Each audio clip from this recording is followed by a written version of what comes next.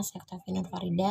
Saya dan teman-teman saya dari kelompok 1 akan menjelaskan mengenai ideologi yang terdapat di dunia. Ideologi anarkisme. Anarkisme merupakan suatu paham yang mempercayai bahwa segala bentuk negara atau pemerintah dengan kekuasaannya harus dihilangkan atau ditiadakan, karena hanya memberikan penindasan terhadap kehidupan atau anti pemerintahan. Pada akhir abad 17, seorang tokoh bernama William Godwin 1756 sampai dengan 1836 menemukan alasan timbulnya penyakit sosial justru ada pada keberadaan negara, tak lebih hanya sebatas karikatur masyarakat. Sementara keadilan serta kesetaraan akan susah diterapkan, karena dengan bentuk otoritas negara hanya akan mempromosikan ketidaksetaraan dan juga ketidakadilan dan jauh dari kepemilikan hak atas individu. Adapun kelebihan dari ideologi anarkisme ini adalah penjunjungan setingginya atas kebebasan sebagai sebuah kerjasama yang saling membangun antar satu dengan yang lain. Dan kekurangannya adalah tanpa adanya peraturan yang mengekang masyarakat yang terus bebas bertindak dan berperilaku akan menimbulkan ketidakteraturan, keresahan, dan ketidaknyamanan dalam bermasyarakat. Sebab bisa saja kebebasan yang tidak terbatas pada satu individu menyebabkan kerugian antar sesama. Kita bisa lihat dari gambar-gambar yang sudah dijelaskan dari narasumber yang terpercaya mengenai ideologi anarkisme. Nama saya Indah Musyarofa. Di sini saya menjelaskan tentang ideologi kapitalisme.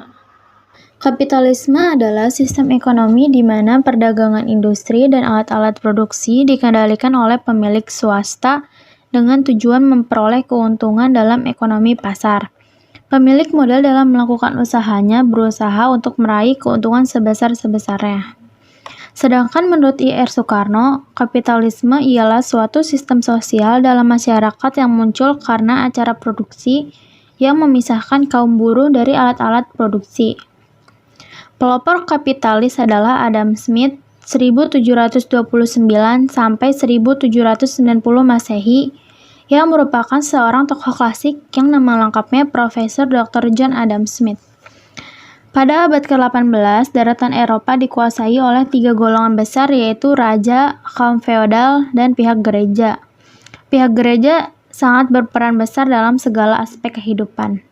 Revolusi Inggris pada saat itu juga membawa semangat baru berkaitan dengan semangat kapitalisme.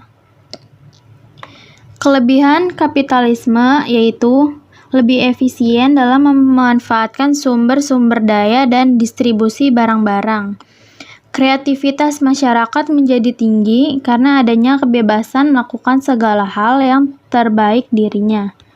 Pengawasan politik dan sosial minimal, karena tenaga waktu dan biaya yang diperlukan lebih kecil. Kelemahan kapitalisme yaitu tidak ada persaingan sempurna. Yang ada persaingan tidak sempurna dan persaingan monopolistik. Sistem harga gagal mengalokasikan sumber-sumber secara efisien karena adanya faktor-faktor eksternalitas, tidak memperhitungkan dan menekan upah-upah buruh lainnya. Assalamualaikum, saya Muhammad Nur Iksan. Di sini saya akan menerangkan tentang ideologi liberalisme. Oke, kita mulai penjelasan singkatnya. Sebelumnya kalian tahu nggak sih apa itu ideologi liberalisme? Liberalisme merupakan suatu ideologi atau paham yang menjunjung tinggi kebebasan serta persamaan hak individu di dalam berbagai aspek kehidupan, baik itu pada bidang ekonomi, politik, sosial, agama, serta hal lainnya yang menyangkut harkat hidup orang banyak. Namun, meskipun paham ini mengusung kebebasan individu, kebebasan itu bukanlah kebebasan yang tanpa batas, melainkan tetap terdapat keteraturan serta tentu harus dapat dipertanggungjawabkan. Pada awal kemunculannya, paham liberalisme ini ialah peristiwa revolusi Prancis yang terjadi pada abad 18 silam. Peristiwa tersebut timbul karena kepincangan sistem serta kesenjangan sosial di masyarakat yang sangat mencolok. Pada puncaknya, yakni di tahun 1789, terjadilah revolusi yang kemudian menjadi pembuka dari terbentuknya golongan liberal. Liberalisme tersebut kemudian menyebar luas ke seluruh negara lainnya di Eropa yang setelah itu diterima serta mendapat dukungan. Negara mana saja sih yang menganut ideologi liberalisme? Negara-negara penganut paham liberal kebanyakan dari Eropa, yakni diantaranya ada Albania, Armenia, Austria, Belgia, Kroasia, Denmark, Estonia, Prancis, Jerman, Yunani, dan masih banyak lagi. Adapun yang menganut paham liberal di Asia antara lain adalah India, Iran, Israel, Jepang, Korea, Filipina, Taiwan, Thailand, Turki, dan terus bertambah lagi penganutnya di Asia Tenggara. Bahkan di benua Afrika dan di benua Oceania juga ada yang menganut paham ini loh. Bagaimana sih ciri-ciri ideologi liberalisme? Ciri-cirinya ialah: 1. Setiap individu punya kesempatan yang sama. 2. Berhak mendapat perlakuan yang sama. 3. Ada hukum dan hukum itu diterapkan. Yang keempat, pemerintah ditentukan dengan persetujuan. Yang kelima, negara hanyalah alat. Yang keenam, tidak menerima ajaran dogmatisme. Lalu, ada nggak sih kelebihan dan kekurangan dari ideologi liberalisme? Berikut adalah kelebihan dari paham liberalisme. 1. Adanya keinginan serta inisiatif dari masyarakat untuk berkembang menjadi lebih baik. Yang kedua, tiap-tiap orang itu mendapat hak serta kebebasan yang sama di dalam bermasyarakat. Yang ketiga, terjadi persaingan yang positif pada masyarakat sehingga semua orang ingin menghasilkan produk bermutu tinggi. Yang keempat, kebebasan individu di dalam mempunyai partai politik tanpa intervensi dari pihak lain. Yang kelima, pers memiliki hak serta kebebasan di dalam memberikan kritik tajam terhadap pemerintah, tentunya dengan batasan serta etika pers yang berlaku. 6. Munculnya motif mencari keuntungan pada masyarakat sehingga aktivitas ekonomi menjadi lebih efektif serta efisien. Oke, selanjutnya akan kita bahas kekurangan paham liberalisme. Pertama, pihak-pihak yang mempunyai sumber daya itu cenderung melakukan eksploitasi pada pekerja sehingga menimbulkan kesenjangan sosial di masyarakat. Yang kedua, terjadinya monopoli terhadap masyarakat golongan kecil atau juga miskin. Yang ketiga, kebebasan pers tersebut seringkali dimanfaatkan oleh pihak-pihak tertentu untuk dapat mencapai keuntungan. Yang keempat, timbulnya persaingan bebas sehingga pemerataan pendapatan di masyarakat itu akan sangat sulit dicapai. Oke, sekian penjelasan singkat dari saya. Semoga dapat menambah pengetahuan kalian. Akhir kata, wassalamualaikum warahmatullahi wabarakatuh.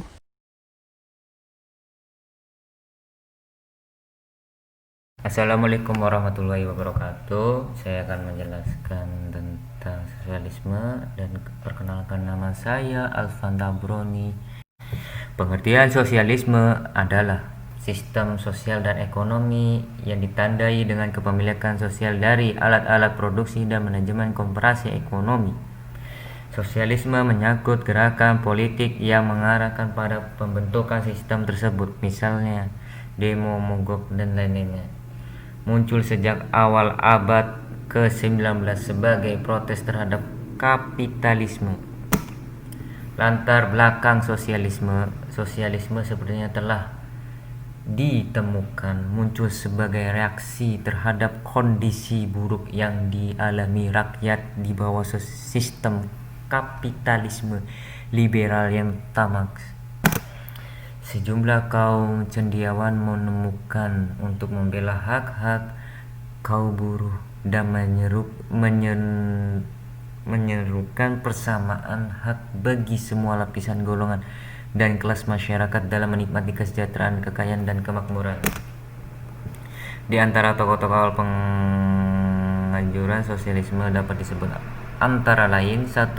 St. Simon dipandangkan sebagai dampak sosialisme karena dialah orang pertama yang menyerukan perlunya sarana produksi dimiliki sepenuhnya oleh pemerintah negara. Gagasannya merupakan benih awal lahirnya sistem kapitalisme negara stand kapitalis. 2. Favorit tokoh sosialis berikutnya adalah orang pertama di Eropa yang merasa prihatin melihat pertarungan tersembunyi antara kaum kapitalis dan buruh. Dia mengusulkan kepada pemerintah Prancis agar membangun kompleks perumahan yang memisahkan kelompok-kelompok politik dan ekonomi. Ia menganjurkan hal ini untuk menghentikan pertarungan dan pertentangan ekonomi antara kaum kapitalis dan buruh. Pandangan ini tidak mendapatkan tanggapan positif. Robert Owen, seorang ahli ekonomi yang berpandangan sama dengan Fritz, ia mengajarkan kepentingan perbaikan ekonomi seluruh lapisan masyarakat dan menyelesaikan masalah yang timbul antara kaum kapitalis dan buruh dengan melalui berbagai kebijakan yang dapat mengendalikan timbulnya kesengajaan ekonomi dan kecemburuan sosial. Ia sendiri pernah menjadi manajemen sebuah pabrik. Pengalaman sebagai manajemen sangat mempengaruhi kepikiran ekonomi. Marx berpendapat demikian karena paham dialektik materialisme yang menganggap bahwa sejarah tidak berubah disebabkan oleh faktor-faktor produksi dan penguasaan sarana produksi oleh kaum proletarian yang selama ini diperas oleh kaum kapitalis. Perbedaan pandangan ini yang membuat gerakan sosialis internasional mengalami perpecahan. Ajaran Karl Marx dikembangkan Lenin. Keberhasilan Lenin memimpin kaum Bolshevik membawa pengaruh besar perkembangan sosialisme dan komunisme di dunia. Sejak saat itu, sosialisme dan komunisme berkembang pesat ke seluruh dunia. Ciri-ciri sosialisme: 1. Menolak kapitalisme dan berusaha menghapus lewat perjuangannya kaum buruh, tetapi menerima demokrasi parlementer. 2. Merencanakan masyarakat berdasarkan dorongan kerjasama dan tidak ada hak milik perseorangan. 3. Mencita-citakan masyarakat yang di dalamnya dapat bekerja sama dan solidaritasnya dengan hak-hak yang sama pula. 4. Menentukan nasib sendiri bagi semua orang hanya dapat dicapai melalui solidaritas. 5. Menolak kebersamaan yang cenderung berpihak bagi kepentingan hak milik. 6. Demokrasi yang tidak akan berjalan karena penguasaan menekan kebebasan individu. Dampak sosialisme. Dampak positif. 1. Terjadi pemerataan sosial sehingga tidak ada jurang pemisahan antara yang kaya dengan yang miskin. 2. Solidaritas antara masyarakat tinggi. Dampak negatif, individu sulit untuk mengembangkan diri. 2. Hak asasi manusia terkadang diabaikan demi kepentingan bersama. 1. Negara penganut sosialisme Kuba. 2. Venezuela. 3. Cina. 4. Laos. 5. Vietnam. Sekian dari saya. Terima kasih. Wassalamualaikum warahmatullahi wabarakatuh.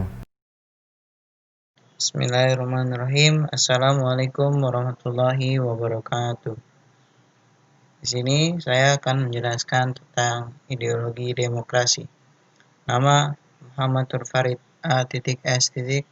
Apa itu ideologi demokrasi? Demokrasi artinya hukum untuk rakyat oleh rakyat.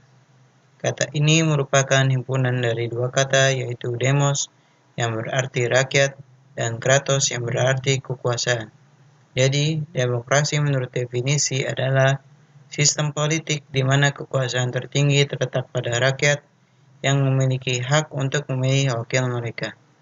Terdapat dua jenis demokrasi, yaitu demokrasi langsung dan demokrasi perwakilan.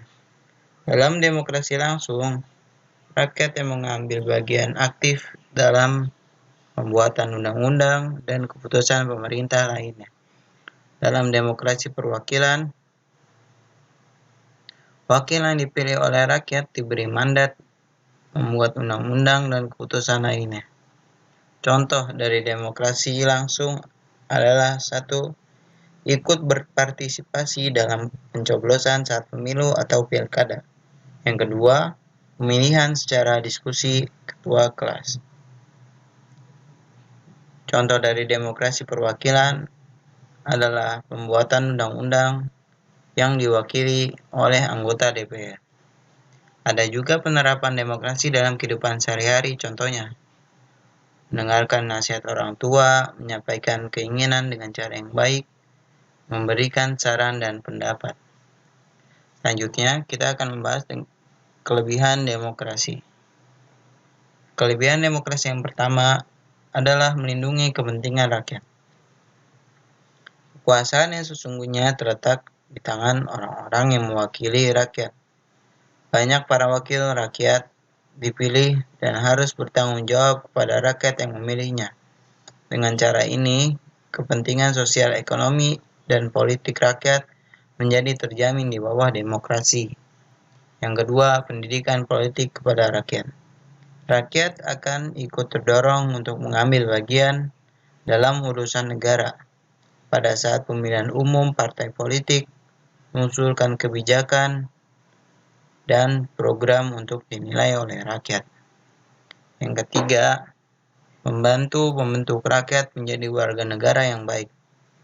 Keberhasilan demokrasi terletak pada bertumbuhnya warga negara yang baik. Demokrasi menciptakan lingkungan yang tepat untuk mengembang kepribadian dan menumbuhkan kebiasaan yang baik. Dalam demokrasi, rakyat dilatih untuk memahami hak dan kewajiban mereka. Yang keempat, pemerintahan stabil. Demokrasi berdasarkan kehendak rakyat, sehingga penyelenggaraan negara berjalan didasarkan atas dukungan rakyat. Selanjutnya, ada juga kekurangan dari demokrasi. Kekurangan demokrasi yang pertama adalah lebih menekankan pada kuantitas daripada kualitas. Demokrasi tidak didasarkan pada kualitas, tapi kuantitas partai mayoritas memiliki wewenang memegang kekuasaan. Selain itu, orang yang tidak memiliki kecerdasan visi dan korupsi bisa saja terpilih menjadi penyelenggara. Yang kedua, pemerintah oleh orang tidak kompeten. Dalam demokrasi, setiap warga negara diperbolehkan untuk mengambil bagian, sedangkan tidak semua orang tidak cocok dengan peran itu.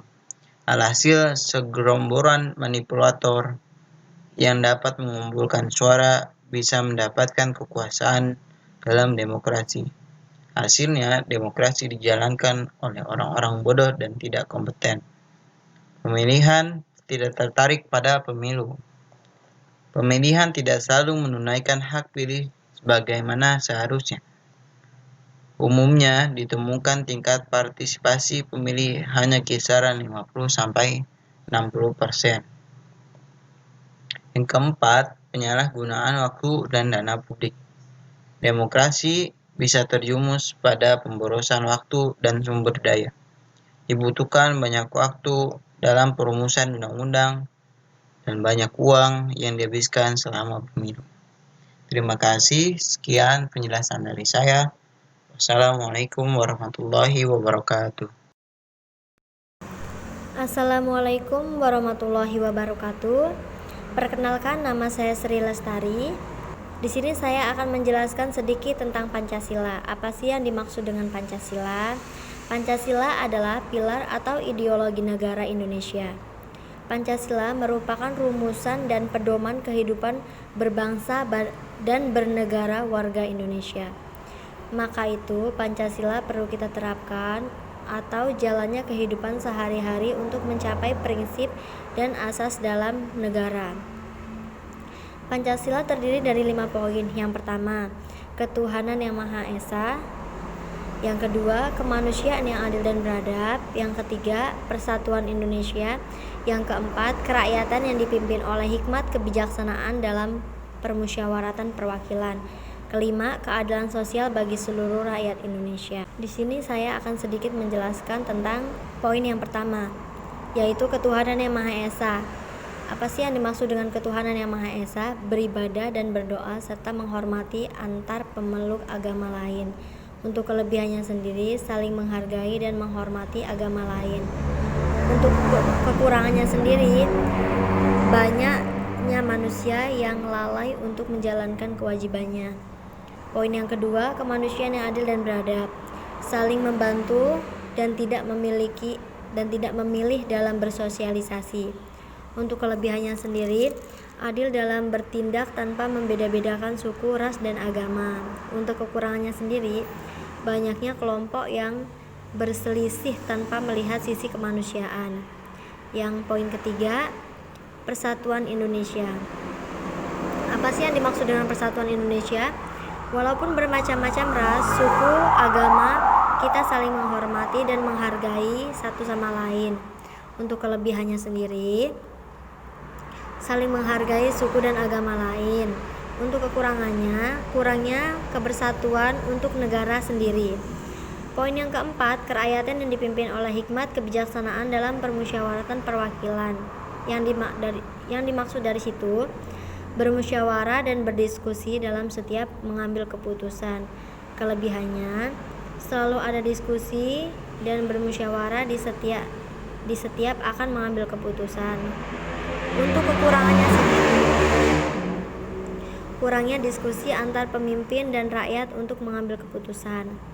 Dan poin yang kelima, keadilan sosial bagi seluruh rakyat Indonesia. Apa sih yang dimaksud dari keadilan sosial bagi seluruh rakyat Indonesia? Bertindak adil dalam menjalankan kehidupan sehari-hari. Contohnya, ketika kita melihat kesalahan, katakan salah, dan ketika kita melihat kebenaran, katakan benar. Kelebihannya, keadilan di setiap mengambil keputusan. Untuk kekurangannya sendiri, kebijakan dari pemerintah untuk keadilan di Indonesia. Saya rasa presentasi dari saya cukup sekian yang bisa saya sampaikan. Jika ada kurang, saya mohon maaf dan mohon ampun kepada Allah. Saya akhiri, wabillahi taufik wal hidayah. Wassalamualaikum warahmatullahi wabarakatuh.